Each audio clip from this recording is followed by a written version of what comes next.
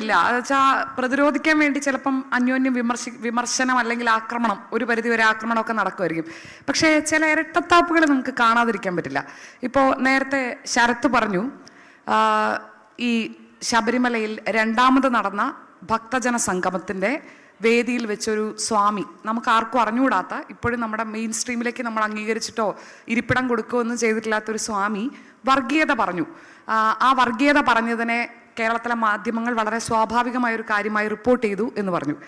അതിൽ എനിക്കൊരു പ്രശ്നമുള്ളത്, ഈ സ്വാമി പറഞ്ഞ വർഗീയത മാധ്യമങ്ങൾ റിപ്പോർട്ട് ചെയ്തു, അത് കേസായി, വാർത്തയായി. പക്ഷേ വർഗീയത എന്ന് പറഞ്ഞാൽ എന്താണ്? മറ്റൊരു വിഭാഗത്തോട് വെറുപ്പുണ്ടാക്കുന്നത്. അത്രയും അറിഞ്ഞാൽ മതിയല്ലോ നമുക്ക്.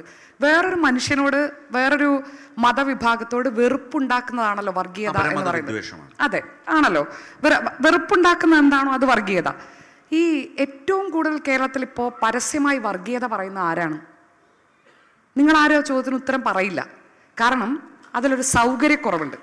ഓക്കെ, എന്നിട്ട് ഇതിന് തൊട്ട് മുൻപ് നടന്ന, അതായത് ഇപ്പോൾ നമ്മൾ മാധ്യമങ്ങൾ ശരിയായി റിപ്പോർട്ട് ചെയ്തിട്ടില്ല എന്ന് വിമർശിക്കുന്ന ഭക്തജന സംഗമത്തിലെ സ്വാമിയുടെ പ്രസംഗത്തിന് തൊട്ട് മുൻപ് നടന്ന സർക്കാർ സ്വയം സംഘടിപ്പിച്ച ശബരിമലയിലെ പമ്പയിലെ അയ്യപ്പ സംഗമത്തിൽ ഈ വർഗീയത പറയുന്ന കേരളത്തിലെ ഒരു കാരണവുമില്ലാതെ, ഒരരക്ഷിതാവസ്ഥയുടെയോ അല്ലെങ്കിൽ ഏതെങ്കിലും തരത്തിൽ ശ്രദ്ധ പിടിച്ചു പറ്റേണ്ടോ ഒന്നും ആവശ്യമില്ലാതെ കേരളത്തിൽ മനുഷ്യനെ തമ്മിൽ തല്ലിക്കാൻ പറ്റുന്നത്ര വിഷം പറയുന്ന സമുദായ നേതാവ് വന്നത് ആരുടെ കാറിലാണ്?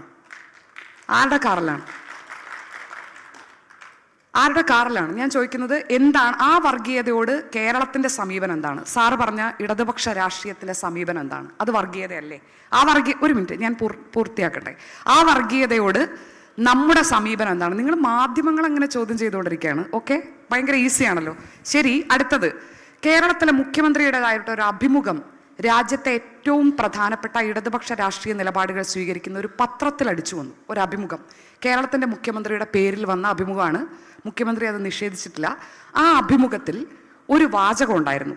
കേരളത്തിലെ ഒരു ജില്ലയെ, അവിടുത്തെ ഒരു സമുദായത്തെ സംശയിക്കാൻ പറ്റുന്ന തരത്തിൽ, ഞാൻ ആരുടെയും പേരോ എന്തെങ്കിലും പറയാൻ ഉദ്ദേശിക്കുന്നില്ല, ഒരു സമുദായത്തെ സംശയിക്കാൻ എല്ലാ തരത്തിലും പറ്റുന്ന തരത്തിലുള്ള ചില പരാമർശങ്ങൾ കേരളത്തിൻ്റെ മുഖ്യമന്ത്രി പറഞ്ഞു എന്ന് ഇന്ത്യയിൽ തന്നെ ഏറ്റവും വിശ്വാസ്യതയുള്ള പത്രങ്ങളിൽ ഒന്നിൽ അടിച്ചു വന്നു.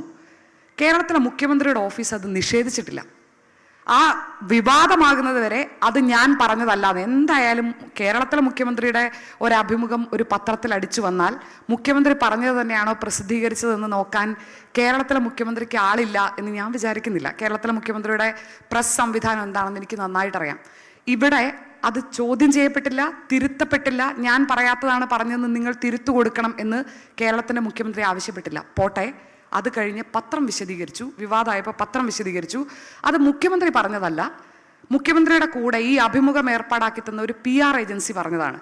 കേരളത്തിലെ ജനങ്ങളെ മുഴുവൻ പ്രതിനിധീകരിക്കുന്ന നമ്മുടെ മുഖ്യമന്ത്രിയല്ലേ, ആ മുഖ്യമന്ത്രിയുടെ പേരിൽ അദ്ദേഹം പറയാത്ത ഒരു സമുദായത്തെയും ഒരു ജില്ലയെയും സംശയത്തിൽ, ഒരു പ്രദേശത്തെയും സംശയത്തിൽ നിർത്തുന്ന പരാമർശങ്ങൾ വന്നിട്ട് അതേത് PR ഏജൻസി എങ്ങനെ കൊടുത്തു, ആരാണ് ആ വാചകങ്ങളുടെ ഉപജ്ഞാതാവെന്ന് നിങ്ങൾക്ക് ആർക്കെങ്കിലും അറിയൂ?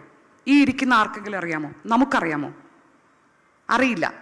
അങ്ങനെ ആ വർഗീയതയോട് നമുക്ക് കുഴപ്പമില്ല. അപ്പോൾ വർഗീയത തരാതരം പോലെ ഇഷ്ടമുള്ളതുപോലെ പ്രയോഗിക്കുന്ന കാര്യത്തിൽ സത്യം പറഞ്ഞാൽ എനിക്ക് കേരളത്തിലെ ജനങ്ങളെ നല്ല വിശ്വാസമാണ് സർ. ഇത്രയും കുത്തിത്തിരിപ്പുകൾ ഉണ്ടായിട്ടും ഓരോ ദിവസവും വന്നു വീഴുന്ന ചൂണ്ടകളുടെ മുന്നിൽ അവർ പിടിച്ചു നിൽക്കുന്നുണ്ടല്ലോ. അവർക്കിപ്പോഴും ജാതിയും മതമല്ല എന്ന് നേരത്തെ പറഞ്ഞ പോലെ സഹോദരരെ പോലെയല്ല, അവർ സഹോദരങ്ങളായിട്ടാണ് നിൽക്കുന്നത് കേരളത്തിലെ ജനങ്ങൾ. പക്ഷെ എനിക്ക് കേരളത്തിലെ രാഷ്ട്രീയ നേതൃത്വത്തെ തീരെ വിശ്വാസമില്ല, സത്യമായിട്ടുമില്ല. ഓക്കെ, ഇതില്